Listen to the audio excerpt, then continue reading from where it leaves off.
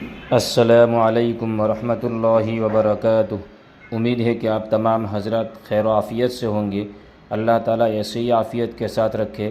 آپ حضرات کی خدمت میں ایک اور ویڈیو لے کر حاضر ہوا ہوں، شیخ حنیف صاحب لوہاروی دامت برکاتہم کا۔ آیت الکرسی میں اس رب کریم نے 9 صفات اپنی بیان فرمائی ہے، کبھی غور بھی کیا؟ آیت الکرسی تو روزانہ پڑھ رہے ہیں، لیکن کبھی غور بھی کیا اتنی زبردست یہ آیت ہے؟ یہ اس کی وجہ کیا ہے؟ اس کی وجہ یہ ہے کہ اللہ نے اس میں جو اپنی صفات بیان کی ہے نا، اگر بندے کو ان صفات پر یقین ہو جائے تو خدا پاک کی قسم یہ آیت الکرسی کا وہ جوش ہے کہ جو انسان کو ایمان پر قائم کر دیتا ہے۔ یہ ایسے ہی نبی علیہ السلام نے اس کی فضیلت نہیں بیان فرما دی، آیت الکرسی کی جو فضیلت بیان فرمائی ہے وہ ایسے ہی بیان نہیں کر دی۔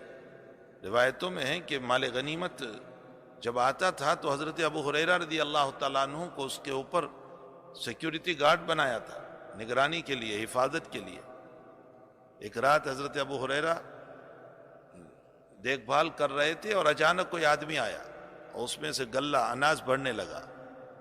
ابو ہریرہ نے پکڑ لیا اس کو، بخاری شریف کی یہ روایت ہے۔ فرمایا کہ میں تجھے نہیں چھوڑوں گا، حضور پاک صلی اللہ علیہ وسلم کے پاس لے جاؤں گا۔ تو وہ منت سماجت کرنے لگا کہ میرے بچے بہت بھوکے ہیں اور ضرورت ہے مال کی، تعاون کی، مدد کی، چھوڑ دے مجھے تو۔ حضرت فرماتے مجھے رحم آیا، چھوڑ دیا۔ صبح کو نبی علیہ السلام نے پوچھا رات والے چور کا کیا ہوا تمہارا؟ فرمایا یا رسول اللہ آپ کو کیسے پتا؟ فرمایا اللہ نے بتایا۔ فرمایا جی یا رسول اللہ وہ آیا تھا اور اس نے اپنی غریبی کا اظہار کیا اور اپنی بے بسی اور بے کسی کا اظہار کیا تو میں نے اس کو چھوڑ دیا۔ حضرت نے فرمایا وہ جھوٹا ہے، پھر آئے گا۔ دوسرے دن پھر وہ آیا، حضرت ابو ہریرہ نے پھر پکڑا اس کو، پھر وہی منت سماجت اس کی، پھر عاجزی۔ حضرت کو رحم آیا۔ امام غزالی نے بہت اچھی ایک بات لکھی، سونے کے پانی سے لکھنے کے قابل ہے۔ امام غزالی فرماتے ہیں کہ جس کا معبود جیسا ہوگا عابد میں ایسے اثرات ہوں گے۔ جن کا معبود پتھر ہے ان کے پجاری اور ان کے ماننے والوں کے دل بھی پتھر ہوتے ہیں، اس میں رحم نام کی کوئی چیز نہیں ہوتی، ایسی بات لکھی ہے۔ جن کے معبود پتھر ہے، جو پتھر کے پرستار ہے، ان کے عبادت کرنے والے بھی پتھر ہیں، ان میں رحم نام کی کوئی چیز نہیں ہوتی۔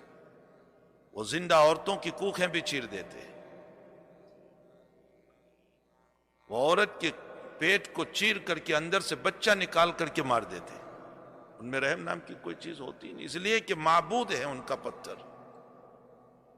اور جن مسلمانوں کا معبود رحمان و رحیم ہے اس کے عبادت کرنے والوں کے دل بھی رحم سے بھرے ہوتے ہیں۔ یہ جیسے بھی ہے، ہو سکتا ہے مومن فاسق ہو، فاجر ہو، شرابی ہو، کبابی ہو، بے نمازی ہو، لیکن رحم ضرور ہوگا اس کے دل میں۔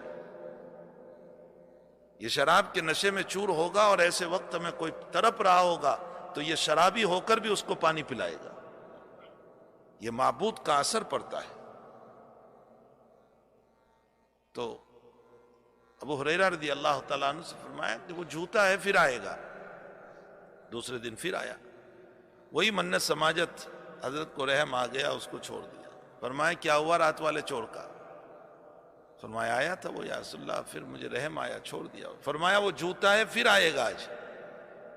تیسرے دن پھر آیا تو حضرت ابو ہریرہ فرماتے آج نہیں چھوڑوں گا میں تجھے، میں حضرت کے حوالے کروں گا تجھے۔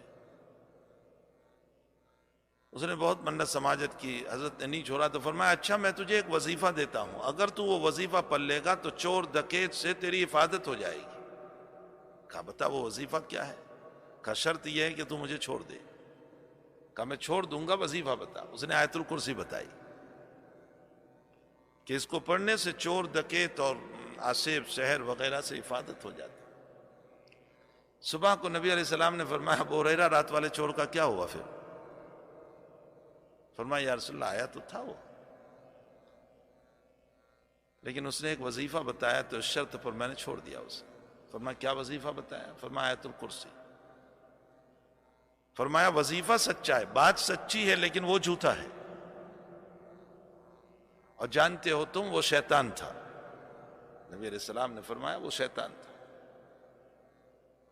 تو اس میں کوئی شک نہیں کہ آیت الکرسی میں وہ وزن ہے۔ حضور پاک صلی اللہ علیہ وسلم نے ایسے ہی اس کی فضیلت کیسے بیان کر دی؟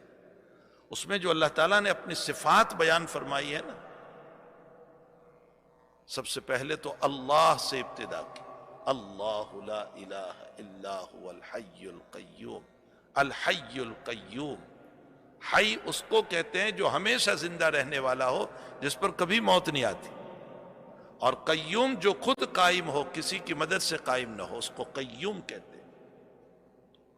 اور پھر آگے فرمایا لا سنۃ ولا نوم، اس کو نیند بھی نہیں آتی، اس کو اونگ کا جھونکا بھی نہیں آتا، اس کو اونگ کا جھونکا بھی نہیں، نیند بھی نہیں۔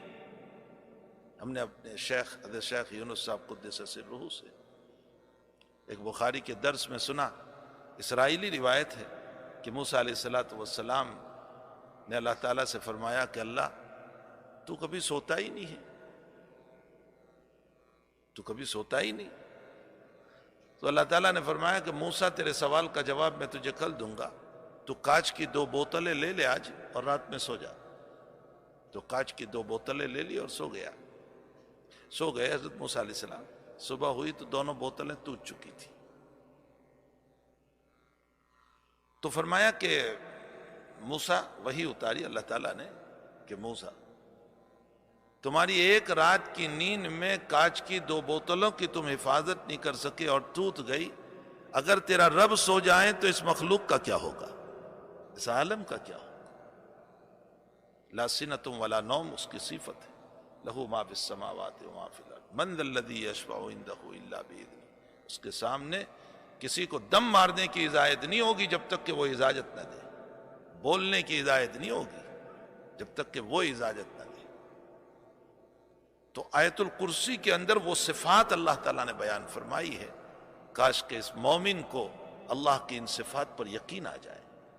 ہمیں تو اپنے رب کی ان صفات پر یقین ہی نہیں ہے، حالانکہ وہی کرنے والی ذات ہے، تقدیر اسی کے ہاتھ میں ہے، اسی نے تقدیر کو لکھا ہے، ہم سب کے مقدرات اسی کے ہاتھ میں ہیں، وہ مقلب القلوب ہے، وہ مصرف القلوب ہے، سب کچھ وہی ہے، لیکن پھر بھی ہمیں یقین نہیں آ رہا ہے۔ تو عہد الستو کے اندر حق تعالیٰ جل شانہ نے ایک عہد لیا تھا ہم سے کہ میں تمہارا رب نہیں ہوں۔ ہم سب نے کہا تھا رب ہے، لیکن دنیا میں آنے کے بعد بہت سے لوگ بھول گئے کہ ہم نے وعدہ بھی کیا تھا۔ پھر اللہ عالم ارواح سے ہم کو اٹھا کر کے باپ کی پشت میں لایا، اور پھر وہاں سے منتقل کر کے ماں کے پیٹ میں لایا، اور ماں کے پیٹ میں ایک مدت رکھا اس نے،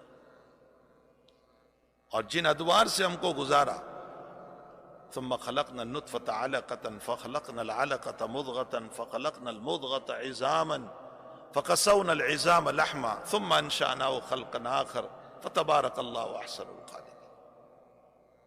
منی تھا اور منی کے قطرے کو ہم نے جمایا، اور اس کے بعد اس کا خون، اور خون کے بعد اس کا ہم نے گوشت بنایا۔